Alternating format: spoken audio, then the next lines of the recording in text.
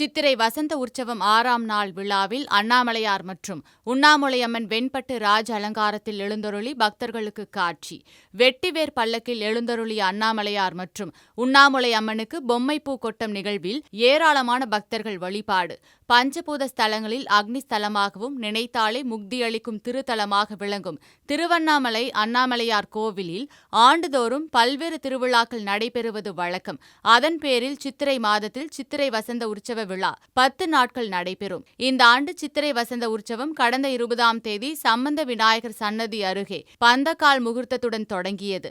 6ஆம் நாள் உற்சவமான இன்று அண்ணாமலையார் கோவிலின் 3ஆம் பிரகாரத்தில் உள்ள திருக்கல்யாண மண்டபத்தில் அண்ணாமலையார் மற்றும் உண்ணாமுலை அம்மனுக்கு சிறப்பு அலங்காரங்கள் செய்யப்பட்டது.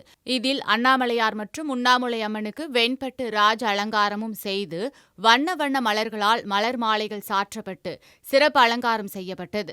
இதனைத் தொடர்ந்து சிவாச்சாரியார்கள் வேத மந்திரங்கள் முழங்க பஞ்சமுக தீபார்த்தனை நடைபெற்றது. இதனைத் தொடர்ந்து அண்ணாமலையார் மற்றும் உண்ணாமுலை அம்மனை கோவில் ஊழியர்கள் 2ஆம் பிரகாரத்தை சுற்றி அழைத்து வந்து வெட்டுவேர் பல்லக்கில் அண்ணாமலையார் மற்றும் உண்ணாமுலை அம்மன் எழுந்தருளினர். சித்திரை வசந்த உற்சவ 6ஆம் நாள் விழாவில் அண்ணாமலையார் மற்றும் உண்ணாமுலை அம்மனுக்கு பொம்மைப்பூ கொட்டும் நிகழ்வு நடைபெற்றது. இதனைத் தொடர்ந்து அண்ணாமலையார் மற்றும் உண்ணாமுலை அம்மன் மகிழ மரத்தை சுற்றி வந்து பக்தர்களுக்கு அருள் பாலித்தனர். இந்த உற்சவ விழாவில் ஏராளமான பக்தர்கள் கலந்து கொண்டு அண்ணாமலையாருக்கு அரோகரா என பக்தி முழக்கமிட்டு சுவாமி தரிசனம் செய்தனர்.